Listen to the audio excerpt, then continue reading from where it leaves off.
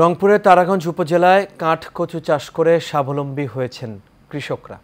এবছর তারাগঞ্জে কাঠকচুর বাম্পার ফলন হয়েছে, কৃষকের মুখে তাই হাসি ফুটেছে। অন্যান্য ফসলের তুলনায় কাঠকচু চাষ করে দ্বিগুণ লাভের আশা করছেন চাষিরা। প্রতি বিঘা জমিতে কাঠকচু চাষ করে বছরে ৮ থেকে ১০ লাখ টাকা আয় করছেন কৃষকরা।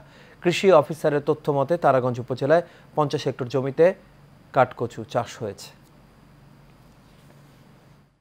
আমাদের এইখানে কচুর আবাদ মোটামুটি ভালো হচ্ছে।